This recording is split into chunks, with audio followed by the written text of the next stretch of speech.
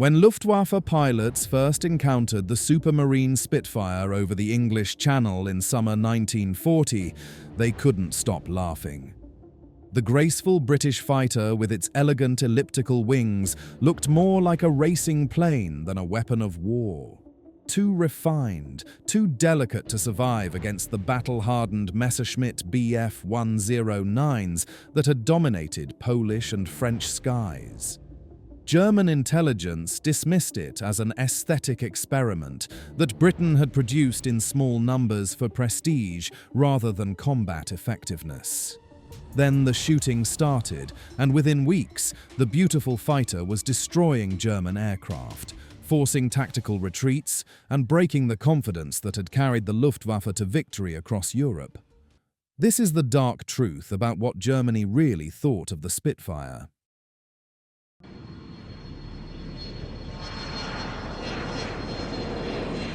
The Luftwaffe's first significant encounters with Spitfires came during the Battle of Britain in July 1940, and German pilots approached these engagements with confidence bordering on arrogance.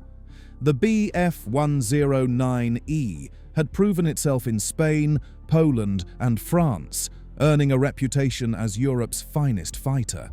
When Spitfires appeared with their smooth, flowing lines and graceful elliptical wings, Luftwaffe pilots dismissed them as too elegant for serious combat, more appropriate for air shows than warfare.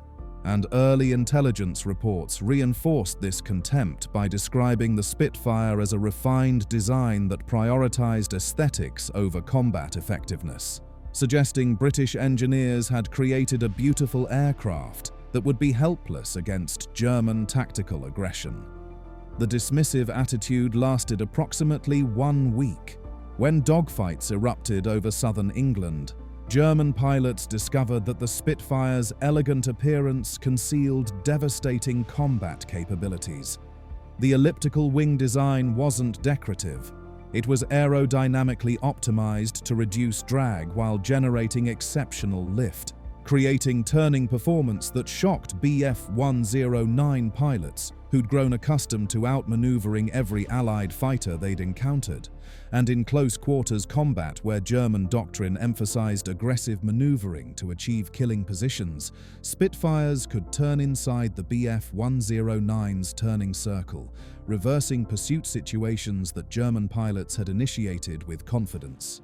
Early combat reports filed by Luftwaffe units revealed growing alarm. Pilots described Spitfires that clung to your tail like glue and could twist tighter than the Messerschmitt can manage. One pilot wrote that fighting Spitfires required completely different tactics than any previous opponent because attempting to turn with them was suicidal, and the only survival strategy was using the Bf-109's superior climb rate to escape vertically or dive away at speeds where the Spitfire couldn't follow, essentially admitting that German fighters couldn't dominate British aircraft in sustained combat, but had to fight cautiously using hit-and-run tactics that sacrificed the aggressive doctrine Luftwaffe training emphasized. The psychological impact was immediate and corrosive. Luftwaffe pilots who'd swept aside Polish PZL fighters and French Morane Saulniers in weeks now faced an opponent that matched their speed, exceeded their maneuverability, and refused to be intimidated. German bomber crews reported that when both Hurricanes and Spitfires attacked formations, Spitfires were the genuine threat. Faster, more aggressive, and capable of breaking through escort screens that should have been impenetrable.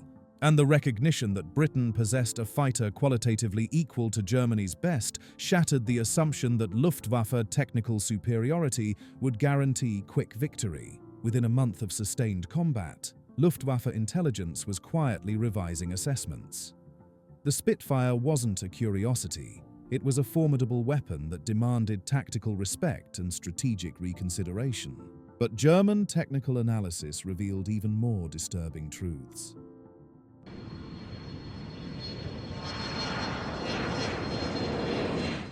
German technical intelligence initially focused on raw performance numbers, and early analysis seemed to confirm Bf-109's superiority. The Bf-109E achieved approximately 354 miles per hour maximum speed, compared to the Spitfire Mk1's 348 miles per hour, a margin German analysts believed would prove decisive. The Bf-109 also possessed superior climb rate, allowing German pilots to dictate engagement altitude and choose when to fight or disengage, and these advantages reinforced Luftwaffe confidence that their fighter would dominate British skies through combination of speed and vertical performance that British aircraft couldn't match, making quick victory seem inevitable once bomber formations broke British morale. But the numbers concealed critical disadvantages that combat revealed brutally. The Spitfire's elliptical wing generated a tighter turning radius at all combat speeds, approximately 800 feet compared to the Bf-109's 1,000-plus foot radius. This seemingly small difference was tactically enormous because dogfights occurred at ranges measured in hundreds of feet, and the ability to complete turns 20% tighter meant Spitfire pilots could reverse pursuit situations in seconds, transforming German advantage into disadvantage before Bf-109 pilots could react, and the turning superiority negated German speed advantages because pilots who couldn't achieve firing positions couldn't exploit their aircraft's theoretical performance. The armament comparison revealed German miscalculations. The Spitfire carried 8.303 Browning machine guns, compared to the Bf-109E's mixed armament of two 7.92mm machine guns and two 20mm cannons. German intelligence initially dismissed the .303S as inadequate, noting the smaller caliber couldn't match 20mm cannon destructive power. But combat proved that concentrated fire from 8 guns created devastating hit density in turning engagements, and the higher rate of fire meant Spitfire pilots could deliver more projectiles during brief firing opportunities that dogfights provided, often achieving kills that German cannon-armed fighters missed due to lower rates of fire and limited ammunition capacity. The greatest German miscalculation involved production capacity. Luftwaffe intelligence assumed the Spitfire was too sophisticated for mass production, a limited-run prestige fighter that Britain couldn't field in meaningful numbers. This assessment was catastrophically wrong because British industry was producing Spitfires at rates approaching 300 per month by late 1940, ensuring that Luftwaffe pilots encountered them daily rather than occasionally, and the production reality meant that Germany faced not a handful of elite fighters, but entire squadrons that could sustain combat losses and maintain operational strength, fundamentally undermining German attrition strategy that assumed British fighter strength would collapse under sustained pressure. By autumn 1940, German intelligence bulletins were warning pilots not to underestimate the Spitfire's agility and urging tactical caution. The aircraft that had been dismissed as an aesthetic experiment was now classified as Germany's most dangerous Western adversary, requiring specific tactical countermeasures and careful engagement planning, and the revised assessments acknowledged that the Spitfire had capabilities that made it qualitatively equal to the Bf-109 in most combat situations, and superior in the turning fights that characterized defensive operations over Britain. Combat statistics were forcing a brutal reassessment.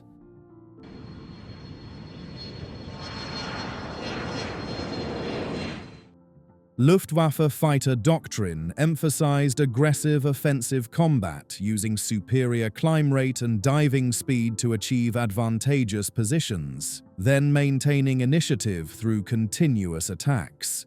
This doctrine had succeeded brilliantly against Polish and French fighters that couldn't match Bf-109 performance, but against Spitfires it failed catastrophically because British pilots refused to fight defensively and instead exploited their turning advantage to reverse German attacks, creating combat situations where Luftwaffe tactical training became liability rather than asset when opponents didn't behave as doctrine predicted they should. German pilots attempting to exploit their climb advantage discovered that Spitfires could maintain contact during climbs to medium altitude, then outturn them at the top of the climb when speeds dropped and maneuverability mattered most. Dive attacks that should have been hit-and-run successes turned into prolonged engagements when Spitfires turned into the attack and forced German pilots into defensive maneuvering, and the tactical reversal was psychologically devastating to pilots trained to dominate opponents through aggressive initiative who now found themselves evading and escaping rather than pursuing and killing, essentially admitting that German fighters couldn't impose their will on British defenders. The bomber escort mission became a nightmare for Luftwaffe crews. German bombers crossing the Channel to attack British cities and industry expected fighter protection from Bf-109 escorts, but Spitfire squadrons systematically engaged and occupied German fighters, while Hurricanes attacked bomber formations.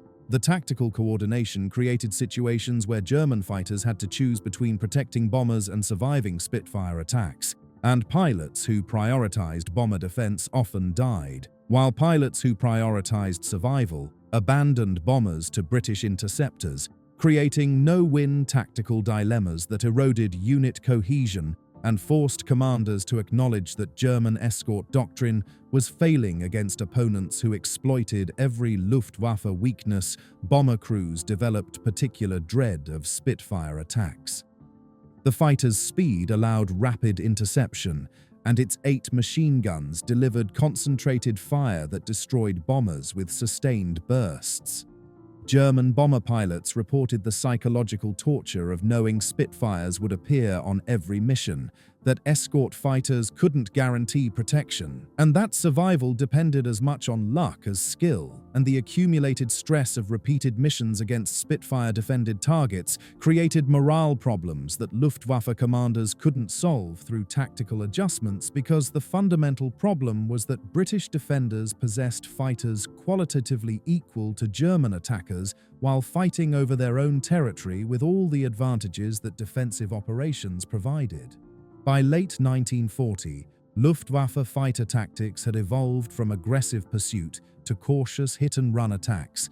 Pilots were instructed to exploit altitude advantage, attack once with overwhelming speed, then disengage vertically before Spitfires could respond, essentially abandoning the aggressive doctrine that had defined Luftwaffe identity and accepting that sustained combat with Spitfires was too dangerous to risk. And the tactical retreat represented psychological defeat as much as practical adaptation, because it acknowledged that German fighters couldn't dominate British airspace through the offensive aggression that Luftwaffe culture celebrated. German aces were filing reports that command didn't want to hear.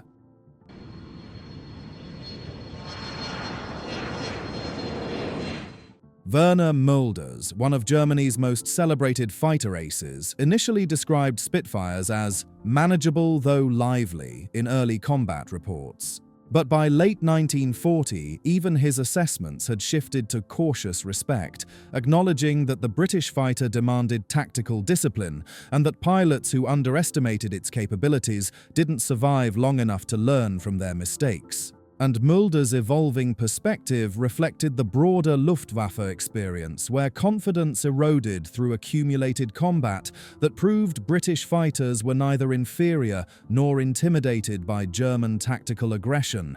German pilot diaries and letters revealed the psychological toll of fighting Spitfires daily. One Bf-109 pilot wrote, "The Spitfire turns so tightly that attempting to follow is suicide. You must attack from above, fire one burst, then climb away immediately before it reverses onto your tail. Those who forget this lesson die." The accounts consistently described feelings of frustration and vulnerability, situations where German pilots possessed theoretical performance advantages but couldn't exploit them because Spitfire pilots controlled engagement geometry through superior turning, and the accumulated experience taught Luftwaffe pilots that survival against Spitfires required abandoning the aggressive pursuit tactics that had succeeded against every previous opponent. Captured Spitfires provided opportunities for German test pilots to evaluate the aircraft directly. Test flights at Rechlin and other Luftwaffe facilities confirmed combat reports about exceptional handling and turning performance. German engineers acknowledged that the elliptical wing represented aerodynamic efficiency rarely achieved, praising its balance of form and function while noting that the design was difficult to manufacture, explaining why German aircraft didn't use similar configurations, but also creating grudging respect for British willingness to accept manufacturing complexity to achieve performance advantages that simpler designs couldn't match. Adolf Galland, another legendary Luftwaffe ace who would later command German fighter forces, provided perhaps the most famous German assessment of the Spitfire. When Hermann Göring asked what he needed to win the Battle of Britain, Galland reportedly replied, "A squadron of Spitfires." The comment, whether apocryphal or genuine, captured the Luftwaffe's evolving recognition that British fighters were not only equal to German aircraft, but possibly superior in the defensive role they were designed for, and Galland's post-war writings consistently praised the Spitfire as the most iconic Allied fighter, elegant, deadly, and perfectly suited to Britain's strategic requirements in ways that German fighters weren't. By 1941, Luftwaffe intelligence briefings were warning new pilots that the Spitfire was their most dangerous adversary in the West. Training emphasized that attempting to turn with Spitfires was fatal, that engagement required altitude advantage and careful execution, and that survival meant respecting the British fighters' capabilities rather than assuming German superiority, and the official acknowledgement that Spitfires demanded tactical caution represented complete reversal from the dismissive contempt that had characterized early assessments just months earlier. By 1941, the psychological damage was irreversible.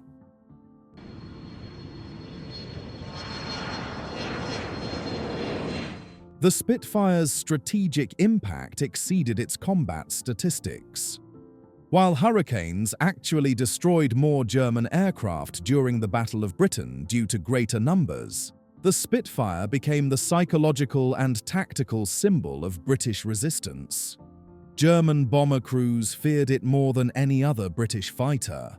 Luftwaffe pilots respected it as a genuine equal to their best aircraft, and the combination of capability and symbolism created psychological effects that contributed to German failure to achieve air superiority over Britain. And without air superiority, Operation Sea Lion, the planned invasion of Britain, was impossible, meaning the Spitfire's existence and effectiveness directly prevented German conquest of Britain by denying the air dominance that invasion required. Hitler's cancellation of Operation Sea Lion in September 1940 stemmed from multiple factors, but Luftwaffe's failure to destroy RAF Fighter Command was fundamental, and that failure occurred largely because Spitfires prevented German fighters from establishing the air superiority that would have allowed systematic destruction of British defences. The strategic consequence was enormous.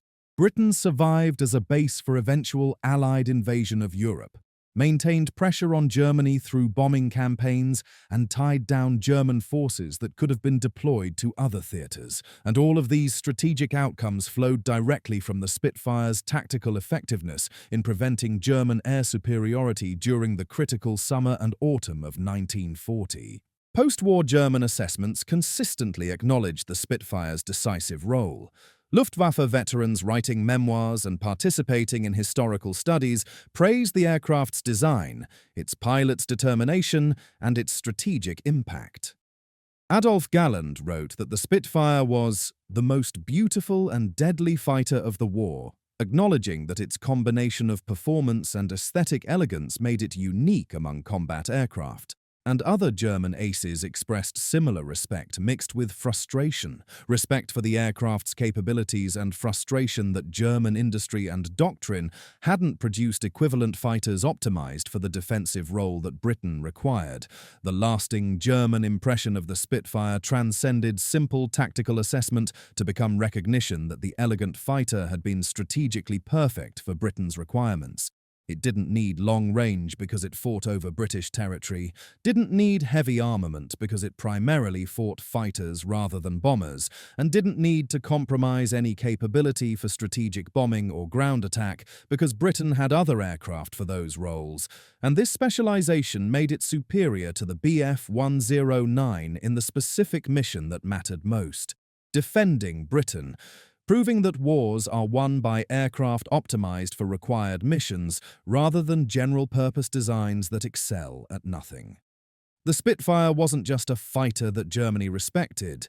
It was the aircraft that changed their war by proving that British resistance couldn't be broken through air power alone, forcing strategic recalculation that ultimately contributed to German defeat. The Supermarine Spitfire transformed from laughingstock to legend in German eyes, the elegant fighter that shattered Luftwaffe confidence and saved Britain from invasion. What began as dismissive mockery evolved into grudging respect and lasting admiration as German pilots acknowledged that the beautiful aircraft was also deadly, perfectly designed, and strategically decisive. The Spitfire didn't just win battles, it changed history. Watch the next video of vintage planes for more untold stories.